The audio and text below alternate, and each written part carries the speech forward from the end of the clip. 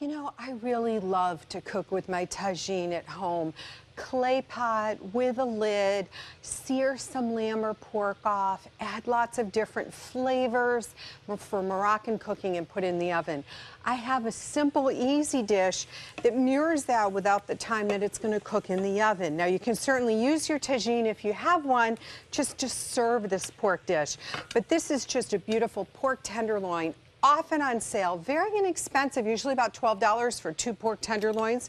We're going to cut it into cubes. We're going to use harissa and cumin and cinnamon and really bring out those flavors with some ginger as a counterbalance, raisins, nuts, and chickpeas. And I have the ultimate easy couscous in a box to serve with it. So stay with me. It's a midweek easy recipe for pork tagine. Okay, the first thing we want to do is we want to take our pork tenderloin. We're going to cut off what they call the silver skin. If you just take a really sharp boning knife and just pull on it and pull it away, that is that shiny piece that looks like silver. That's not going to break down when you cook, so you want to remove that. And then we're all set. Now we're going to take a fork and just dust. I have a little harissa in this because I just love those added flavors.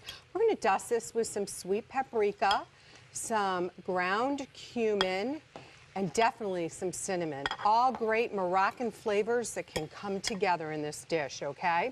Salt and, of course, coarse ground pepper.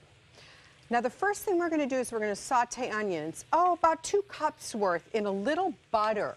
The butter is going to give a little richness to this, so we're going to need to cook these down for about 10 minutes. The whole time the pork is basically marinating in its seasonings, right? So we have this beautiful flavor coming out, and I have a little dried mustard left over from another recipe. Why not put a pinch in there, okay?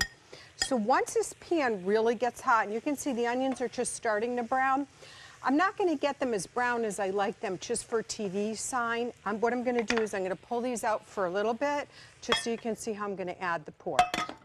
So let's get that pork in there in a nice hot pan. Don't move it around. Let's get a good sear on it, okay?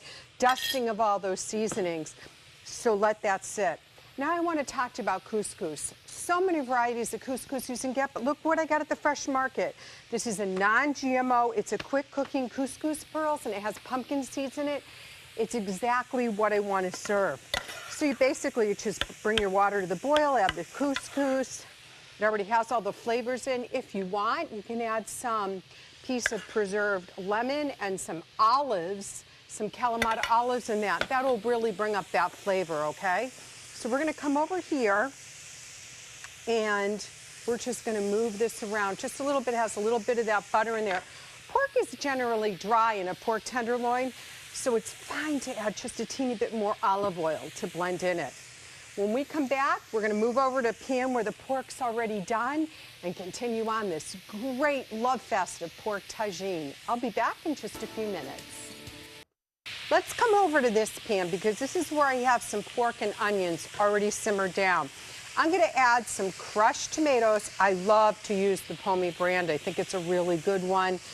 Add that flavor in here. And now here's where we get extra flavor. We're going to thicken it up with a spicy tomato paste, about 2 tablespoons. Not only thickening, but it's going to add a little punch to it, which I love.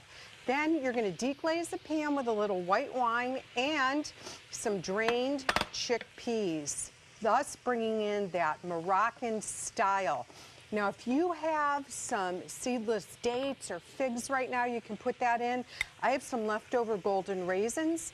I'm going to reconstitute the raisins right into the sauce here, let it go just for about 2 minutes.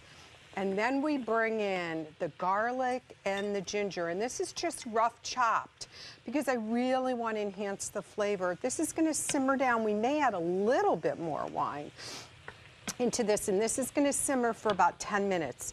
If you need more moisture, no problem. We'll just use a little bit of chicken broth right here. Oh gosh, this is going to be so good. Now to finish it off, when I bring it to plate, I have this delicious pumpkin seed couscous that I mentioned. I also have some slivered almonds. You can toast them or just put them in as they are. So what we're going to do is we're going to do layers of flavor, right? So a little bit of crunchiness in the couscous that has the olives, the pumpkin seeds, really nice flavors. And like I said, you can add some kalamata olives in it. It is so good. The raisins are starting to plump up, so I know it's time to serve. This is, again, one of those midweek dinners that I really like to use because it doesn't take that long. And look at the pork. It's just juicy and tender. And then some more right on top there. There. I think this is going to be perfect. And you know what I also love about this? It tastes even better the next day. So if you're looking to make a dinner and then bring it to lunch to work, this is going to be the one that you're going to do it. And once it's all done, you can just take the added couscous, put it all in one pot, and then you can just put it in a container for your lunch. When I get back, I'll tell you where to find the recipe, and we'll finish it up with a good taste. And here we go. Pork tagine, as simple as can be. I've added some toasted slivered nuts on top, little white raisins in, garlic, ginger, all these different flavors, and the tomato that just marries in with that wine. It is just delicious. Little bit of heat. Wow, that definitely has a little kick to it from the spicy tomato paste.